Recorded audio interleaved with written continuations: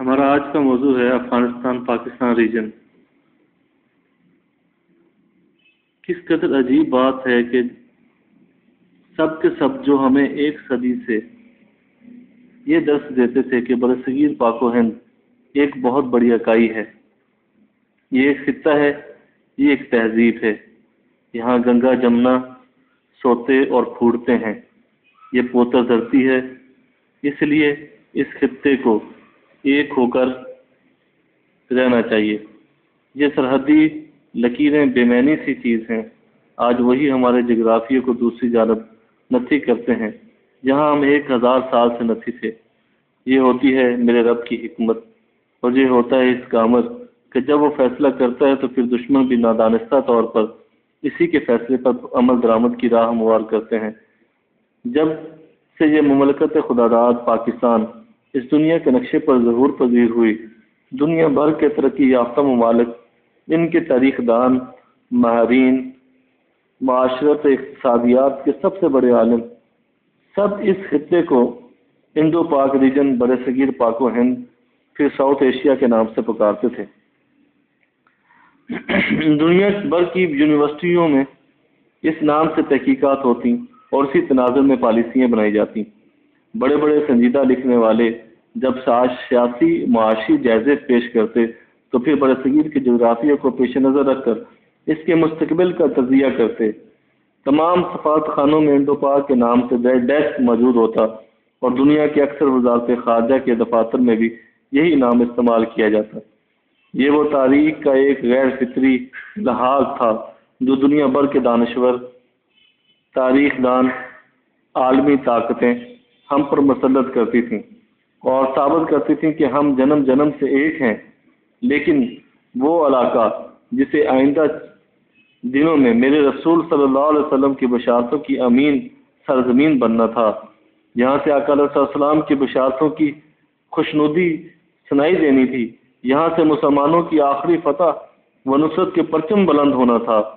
اس کا جغرافیہ تو خود میرے آقا علیہ السلام نے بتایا ہے، وہ خراسان قدیمی جو دریائے سندھ سے لے کے دریائے ایمو تک پھیلا ہوا تھا اور آج بھی ہے۔ آج اس علاقے کو وہی لوگ جو بھارت کے ساتھ نتھی کرتے پھرتے، اب ان کے دفاتر میں، ان کے سفارت خانوں میں، یونیورسٹیوں اور تعلیمی اداروں میں انڈو پاک نہیں بلکہ ایف پاک یعنی پاکستان افغانستان ریجن کے نام سے دفاتر اور ریسرچ سینٹر قائم ہیں۔ یہ ایف پاک ریجن وہ ہے جو سیدنا امام مہدی کے لشکروں کا امین ہے۔ تاریخ کی حیران کن حقیقت دیکھیے کہ میرے اللہ نے ایک لمحے کے لیے بھی اس خطے کو ایسے وقت میں متحدہ ہندوستان کا حصہ رہنے نہیں دیا جب ہندوستان کے مرکز پٹنہ اور پاٹلی پتر میں ہندو حکومت قائم تھی۔ آج تک کبھی کسی ہندو حکمران نے گنگا اور جمنا کے نزدیک اپنے حکمرانی کے مراکز میں بیٹھ کر اس خطے پر حکومت نہیں کی۔ صرف ایک اشوک نے اسے اس وقت اپنی سلطنت کا حصہ بنایا جب اس نے ہندو مت چھوڑ کر بدھ مت قبول کر لیا تھا۔ اس خطے پر جو بھی حکومت بنی اس کا تعلق افغانستان اور ایران کے علاقوں سے تھا اور اس کے تمام تہذیب، اقدار، روایات، زبان، شاعری، یہاں تک کہ مذہب بھی انہی علاقوں سے وابستہ رہا۔ آئیں تاریخ کے صفحات الٹتے ہیں، آئیں دیکھتے ہیں کہ تاریخ نے کیا کیا جتن کیے۔ 400 سال قبل مسیح میں جب گوتم بدھ اور اس کی تعلیمات یہاں پہ رائج تھیں اور ان کا راج تھا اور ان کا طوطی بولتا تھا، اس کے ماننے والے گنگا اور جمنا کی دھرتی پر حکمران تھے، تو اس علاقے پر جسے پاکستان کہتے ہیں وہاں ایرانی بادشاہ دھارا کی حکومت تھی۔ یہاں تک کہ چھوٹے چھوٹے راجے بھی اس کے بعض گزار تھے اور اس کی حکمرانی کے زیر سایہ تھے، زیر تسلط تھے۔ 333 قبل مسیح میں سکندر اعظم نے علاقہ فتح کیا تو یہاں یونانی حکمران ہو گئے۔ ادھر ہند کے علاقے میں ہندوؤں کی عظیم موریہ سلطنت قائم ہوئی تو اس خطے میں 75 سال تک یعنی ایرانی یونانی حکومت قائم رہی، جن کا مذہب زرتشتی اور یونانی دیوتاؤں سے ملا جلا تھا۔ موریہ سلطنت کے ایک مشہور بادشاہ اشوک نے جب بدھ مذہب قبول کیا تو اس نے یہاں اپنے تبلیغی قافلے بھیجے اور یہاں کے لوگ اس کے لوگوں کی دیانت کی وجہ سے ان کے قائل ہو گئے اور یوں بغیر کسی جنگ کے یہ علاقہ اشوک کی سلطنت کا حصہ بن گیا۔ لیکن 232 قبل مسیح اشوک کی موت کے بعد یہ پورے کا پورا علاقہ ہند سے علیحدہ ہو گیا۔ شمال میں گندھارا تہذیب اور جنوب میں آرا اور کوسیا اور گدرسیہ کی سلطنتیں وجود میں آ گئیں۔ 184 قبل مسیح موریہ سلطنت کا خاتمہ ہوا تو یہ علاقہ تو ویسے بھی ان کے ساتھ نہیں تھا، لیکن پھر یہاں پر 200 سال کے لیے ایک مختلف حکومت قائم رہی جو پاکستان، افغانستان، ازبکستان کے علاقوں پر مشتمل تھی، جسے ہند یونانی حکومت کہتے ہیں۔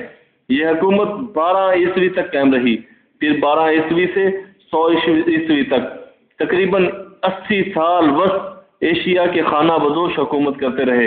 ادھر ہندوستان کے علاقوں میں ہندوؤں کی دوسری عظیم سلطنت گپتا قائم ہوئی اور 320 عیسوی سے 600 عیسوی تک قائم رہی، لیکن اس پورے خطے پر کشان کی حکومت تھی جو ازبکستان، تاجکستان، ایران، پاکستان اور افغانستان کے علاقوں پر مشتمل تھی۔ 600 عیسوی میں گپتا ختم ہوئے۔ ہندوستان جو ہمیشہ چھوٹی چھوٹی ریاستوں کا ایک غیر فطری مجموعہ تھا پھر بکھر گیا، اور یوں 712 ہجری میں محمد بن قاسم کے قدم اس سرزمین پر پڑے۔ 1000 عیسوی میں محمود غزنوی آیا، 1192 میں شہاب الدین غوری، پھر اس کے بعد اس خطے نے بقیہ ہندوستان کو بھی اپنے ساتھ ملایا، اس پر حکمرانی کی۔ یہ پورا برصغیر اور یا پورا اکھنڈ بھارت تاریخ میں کبھی بھی ایک سلطنت یا ایک ملک کی حیثیت سے اپنے طور پر اکٹھا نہیں رہا، تامل اپنی زمین کو انڈونیشیا کے ساحلوں تک سمجھتے ہیں۔ بنگالی ہمالیہ سے برما تک اور راجستھان کے راجپوت ہمیشہ علیحدہ طاقت رہے، لیکن ان سب علیحدہ علیحدہ ریاستوں کے ہوتے ہوئے بھی وہ خطہ جسے پاکستان کہتے ہیں یہ کبھی ہندوستان کے اس غیر فطری اتحاد کا حصہ بھی نہیں رہا۔ اسے مسلمان حکمرانوں نے متحد کیا یا پھر انگریزوں نے یہ انڈو پاک ریجن کی غیر فطری لکیر کھینچی۔ تاریخ کا فیصلہ دیکھیے کہ جنہوں نے انڈو پاک، برصغیر پاک و ہند یا ساؤتھ ایشیا کی غیر فطری لکیر کھینچی تھی، انہوں نے خود ایف پاک کے نام سے اس تاریخ کے حیثیت کو دوبارہ مقبول کیا۔ تہذیبوں کے اس ٹکراؤ کے عالم میں جو اس بشارتوں کی سرزمین پر رہتے ہیں، ان کا میں ہند سے معاشرتی طرز زندگی ہمیشہ بالکل مختلف اور علیحدہ دیکھتا رہا ہوں، بلکہ یہ ایف پاک ریجن اگر ذرا بڑا کریں تو رسول اللہ صلی اللہ علیہ وسلم کی بشارتوں کی امین دوسری سرزمین ماورائے نہر جسے وسط ایشیا کہتے ہیں، ہمارے ملک میں ساری چھاپ وہی ہے۔ یہی خطہ تھا جس سے سلوار قمیض، شیروانی، ٹوپی، پگڑی، پاجامہ آیا، یہیں سے کوفتہ، بریانی، کباب، پلاؤ اور نہاری آئے، یہیں سے غزل، ربائی، مرثیہ اور اختنی اور نظم آئی۔ یہی ہمارا خطہ ہے جس نے ہند کو گنبدوں، دارانوں، محرابوں اور میناروں کا ہنر بتایا، انہیں کاشی کاری، پچے کاری، مینا کاری اور کیلی گرافی سکھائی۔ یہیں کے لوگ تھے جو ستار، سرنگی، طبلہ اور موسیقی کے سور لے کر آئے، بلکہ اگر امیر خسرو کو نکال دیا جائے تو ساری شادیاں بے رنگ ہو جائیں۔ ہماری تہذیب، ہمارا تمدن، ہمارا جغرافیہ، یہاں تک کہ ہمارا خطہ تک کہ پورے ہند سے ہمیشہ علیحدہ اور جدا ہے، اور یہ میرے اللہ کی حکمت ہے۔ یہ خراسان ہے، یہ خراسان قدیمی ہے، یہ وہ خطہ ہے کہ جب حق اور باطل کا آخری مارکا ہوگا، جب دجالی طاقتیں اپنے عروج پر ہوں گی، تو یہاں سے جو پرچم بلند ہوں گے ہمارے پیارے رسول صلی اللہ علیہ وسلم کے مطابق، کوئی انہیں بیت المقدس تک نہیں روک سکے گا۔ یہی وہ خطہ ہے جو غزوہ ہند کے گلگلوں کا امین ہے۔ یہ وہ غزوہ ہے جس کی نصرت کی فتح مجاہدین کو ملے گی تو وہ اپنے درمیان حضرت عیسیٰ کو پائیں گے۔ یہ ہے ایف پاک، افغانستان، پاکستان ریجن، یہ ہے خراسان قدیمی۔